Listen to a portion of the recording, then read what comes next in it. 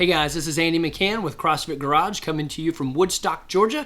If you're in the local area, come visit me. All right, so Miss Thomas asked in the live stream, do you have any suggestions for some carb-free foods? Okay, so I went back and listened to that little area and like what were we talking about? And you know, me and Jack get really big into the paleo or keto or, you know, get off of sugar, get off of carbs, all that stuff. And so we were in that zone and talking about that.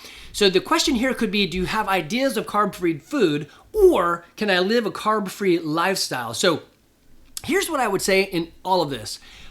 Good is better than perfect when perfect equals never doing it, right? So just get it done, do something good, start watching, and I'm gonna get into that in a minute. So the answer to your question is kind of, if it had a face, and then it's probably, or breathed oxygen and walked around or swam around, it's gonna not have any carbs. So basically, if it's a meat, then you're good to go. An egg, you're good to go.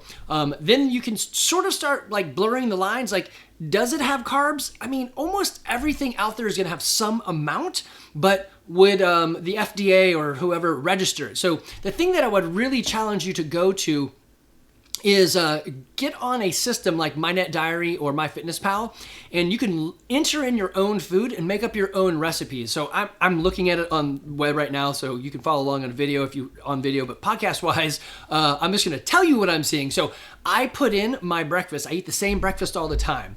And it's going to tell me, like when I put in almond milk, it says it has 1 carb because I could scan the QR code. I could actually find that almond milk, right? I put in a cup of spinach and it's going to tell me it has 1 carb. So is 1 carb okay? That's not carb free, but for me, I think that's okay, especially when you start adding it up. Now, when I did, I do about 1/4 of a banana, and they're like, well, how much is 1/4 banana? Is it a really small banana and you took 1/4 of it? Or is it a big banana and you took 1/4 of it? So the idea here though is even 1/4 of a banana has 7 carbs.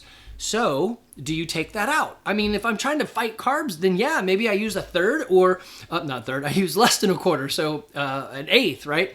Get something smaller.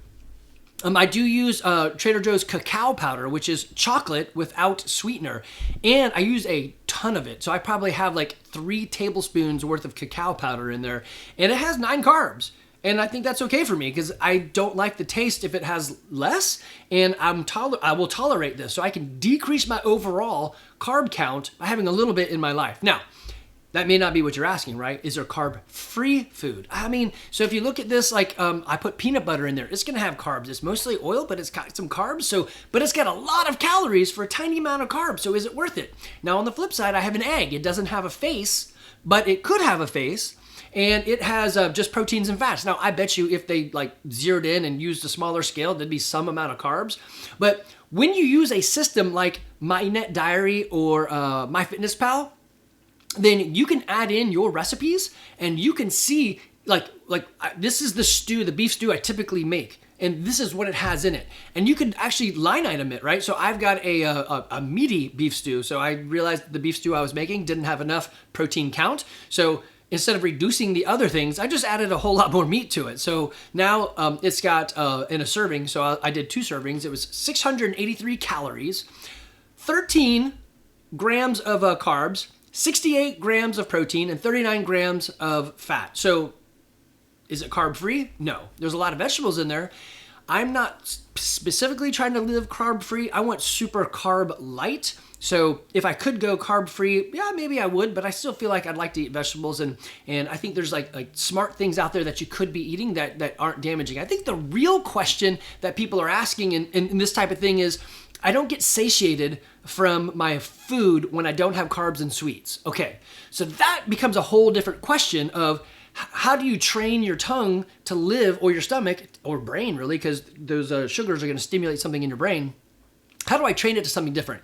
So you need to like figure it out in terms of what are you missing? What is the lure? What is the habit loop, the cue, ritual, and reward?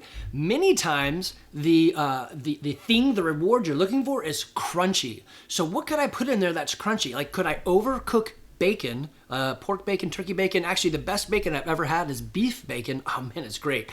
Could I overcook some bacon and get that crunchy feel? Is that it? Is it crunchy? Is it super salty? You literally just add some, actually bacon. Bacon's gonna fix it all. You could just add more bacon to your day, and that's gonna be salty.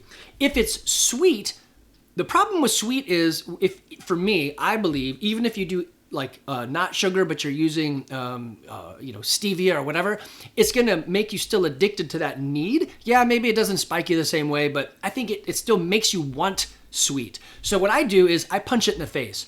So when I desire something sweet, I get a pickle. When I want something sweet, I get an olive. When I want something sweet, I eat some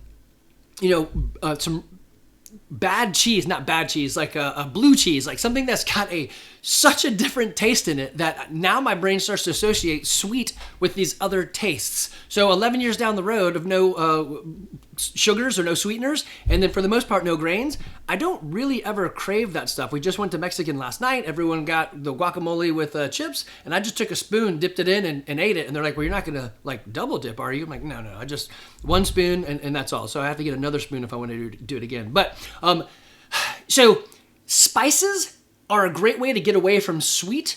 Also, if it came from something like a cow or is a cow, or a chicken, then it's going to have no carbs to it. Black coffee is another good one. Most teas, but I mean those aren't very filling. So you're back into like what can I do? Like butters, some oils. Those are good. Avocados can be good.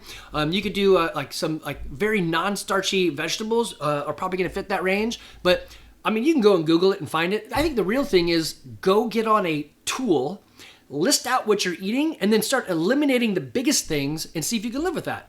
All right, guys, if you need anything, you can find me at CrossFitGarage.com. You can find me on YouTube, Andy McCann 42, or my podcast is called CrossFit Garage because I didn't have a better name yet. And I'm happy to help you guys out. If you ever need me, you can email me directly, Andy at CrossFitGarage.com. Take care.